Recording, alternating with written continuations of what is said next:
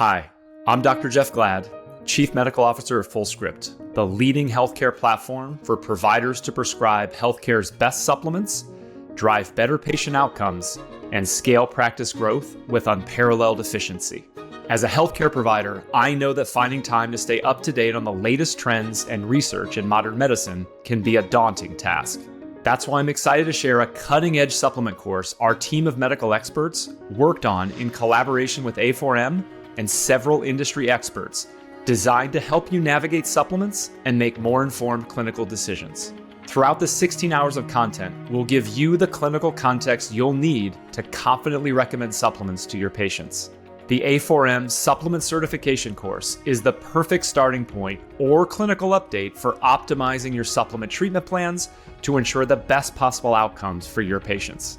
Go to www.a4m.com/supplement-certification-course.html and use the promo code podcast20 at checkout to get a 20% discount. Enroll today and elevate your whole person care.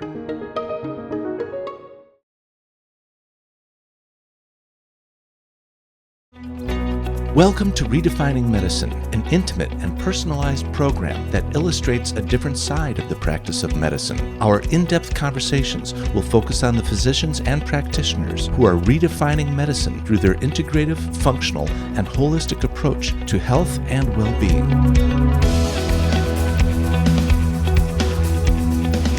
Our host for Redefining Medicine is Dr. Erica Schwartz. For more than 20 years, Dr. Erica has been at the forefront of advanced patient care, taking the best from conventional and integrative medicine and applying them to prevent disease. Dr. Erica is a distinguished A4M faculty member in disciplines ranging from hormone therapy, peptide therapy, and IV nutritional support. Welcome to Redefining Medicine. We are in Palm Beach at the Spring Congress 2024. The stuff that we learn here is amazing. And we have Dr. Christian with us, which is an honor. Thank you. We're going to be talking about things that most doctors don't understand, most providers don't understand, that we need to really get a better grip of. And Dr. Christian gave the lecture yesterday and is going to give us a summary, a quick summary of what you do and how you got here. So you talk. Yeah, thank you so much for having me. I'm honored also to be here, and it's been a great experience. I'm here learning and also had the opportunity to present. And yesterday I talked about migraine, metabolism, and chronic pain. And chronic pain simply is pain that's gone on past 3 months. There's a lot of issues with chronic pain when it comes to not being well treated, well understood, because we're using systems or using specific treatment modalities that really doesn't solve all the underlying causes of pain. So in traditional pain management, we're just blocking pain signals. We are doing blockade. But what is perpetuating that cycle? Right. Do we even look at what the core reason for the pain is? We don't. Basically, people come in, you have pain, okay, well, maybe it's inflammation. What's causing the inflammation? We're not interested in that. Then we go, let's block the inflammation. We'll put people on anti-inflammatory medicines or injections and things like that. So the whole point is to get to a place where we're really looking at a broader lens of assessment, which is going beyond just imaging, a few labs that really doesn't explain anything, and really going to the cellular mechanisms of what drives pain state, right, which is a function of health. So the microbiome plays a role in pain. HPG axis, HPA axis, all of that modulate the experience of pain. So I think this is something that we kind of have to make clinicians become aware of to be able to get patient better results and go into the root level to solve the problem. And this is a great platform to learn all of those things, which I'm grateful to be part of. I think this is amazing because everybody we're speaking to and everybody who gets in front of on stage is talking about the same thing. Everything's connected. Yes. We're not pieces. And those pieces that you put together that become one human being really need to be addressed together. And I think pain is such an important piece because we're struggling with opioid crises and with all drug addiction and with people, alcoholism and all these things where people are actually trying to treat themselves. Yeah. And That's because we're falling short. Absolutely. And one of the things I've actually come to really appreciate, and even before I started my own practice, was recognizing that I have all these patients that I was seeing. I would do injections, I would do medications, and some would get better, some don't. And the people that got better were the people that were healthy, right? So the whole idea of even jumping into doing pain medicine was to first start with, how do I learn how to get people healthy as a way to solve pain? Because when people are healthy, the outcomes of all the interventions we do, the medications, the injections, the acupuncture, whatever it is, gets better. But it turns out that even a lot of clinicians, patients first of all don't understand what pain is, right? And then clinicians who are in this space also don't really understand what pain is, because pain is this sensory and emotional experience that may be related to a tissue damage or no tissue damage. But 20th century pain management was through the lens of orthopedics, where we're just looking at MRIs and if we don't see anything there, then the pain is in your head. But we know that at the cellular mechanism, at the cellular level, there's all of this dysregulation that are going on that is influencing or keeping the pain there. So you have neuroinflammation taking place in pain, and even sometimes some doctors don't even believe in neuroinflammation. This is a concept that's well established. You have neuroplasticity taking place at the cellular level. There's glial cell activation. There's epigenetic changes, even at the brain level, and there's even neurotransmitter imbalances. So if you if you don't know how to solve all of those things, and all your tools you have is sodium channel blockade with lidocaine or whatever it is, you're really not helping people. No. And that's why we have such a huge public health issue with pain in America. As it turns out, there's more persons in pain than diabetes, heart disease, and cancer combined. And this costs us almost $600 billion a year taking care of patients. But then the other things you talk about, even the treatment of pain itself has led to a huge public health issue. So the opioid crisis costing close to $1 trillion. So this is a big problem we have, and it's because I think we've had pain management very narrowly focused on tissue damage, and if we don't see it on MRIs or basic labs, that's it. But we know there's more. And we're making a connection that may not even exist. Just because something's on an MRI or an X-ray, a CAT scan, a PET scan, whatever, that doesn't mean that that's what's causing the pain. Absolutely. Yes, and it's also important for clinicians and patients to understand what keeps them in pain. There's always this concept of, I don't know why I'm still in pain, right? But what you eat plays a part in pain, and your doctors have to talk to you about that. How you sleep plays a part in your pain. If you're not sleeping, cortisol is high, and that will push you in an inflammatory state. Your movement, stress. So understanding all of this fundamental lifestyle, basic things of getting to health plays a huge part in how people stay in pain. So we have to go beyond just MRIs and X-rays to really changing habits. And then there's also all of these options that we have out there to signal the cell in an individual to get to health.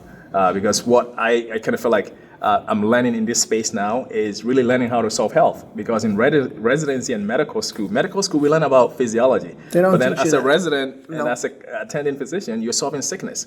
And it's a whole difference between solving sickness and solving health.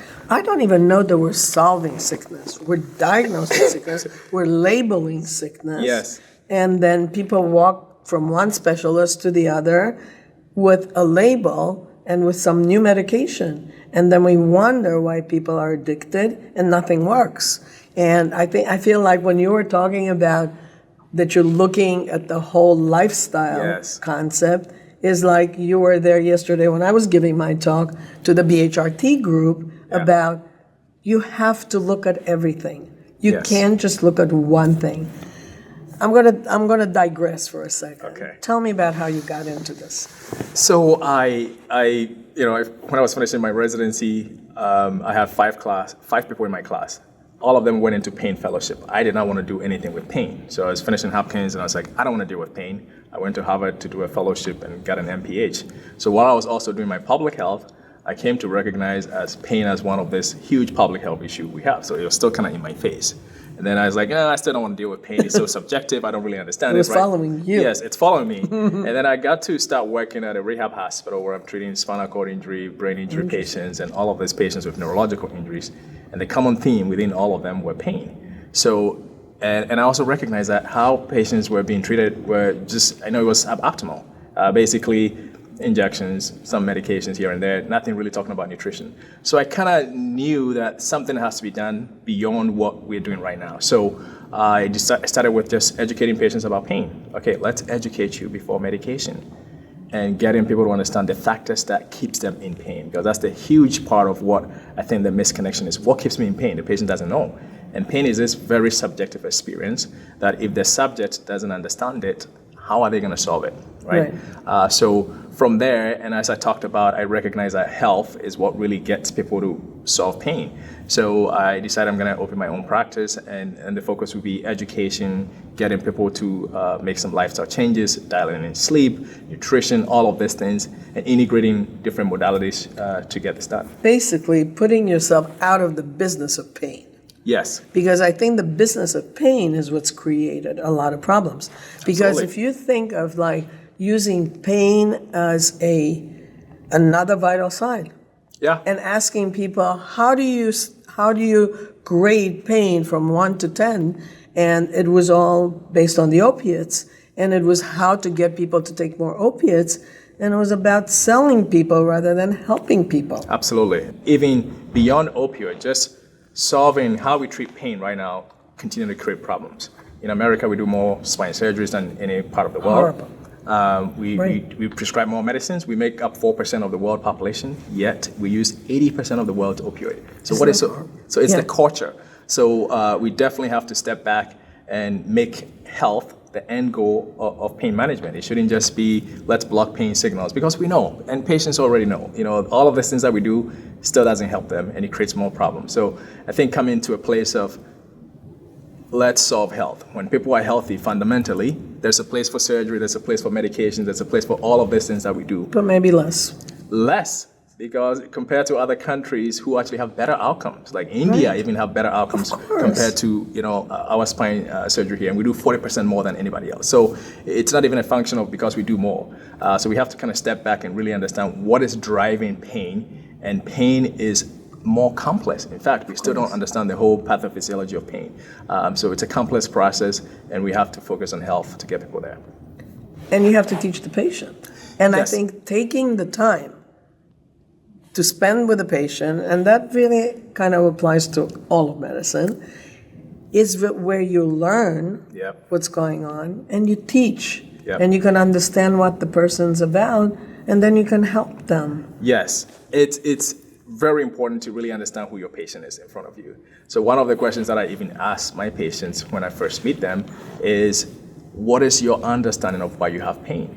Because a lot of times they don't even understand why they have the pain. It may be, it's something on my MRI. They will come in and say, it's my L4 herniation. Well, you've had surgery and you fixed that. Are you still in pain, right? So it's really even getting patients to understand what pain is and what keeps them in pain.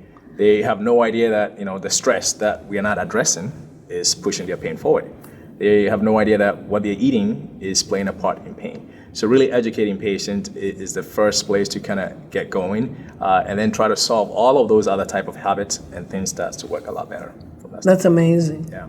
I think what you're doing is spectacular. Thank you. Because you're addressing a field that is really, like you said, costing us so much money Absolutely. for no good reason, really, except to profit the pharmaceuticals who are making them, Yes. rather than you as a healer to help the patient. Absolutely. So welcome to this world. Yes. Thank you for being here. I'm excited. Thank you so much for having me.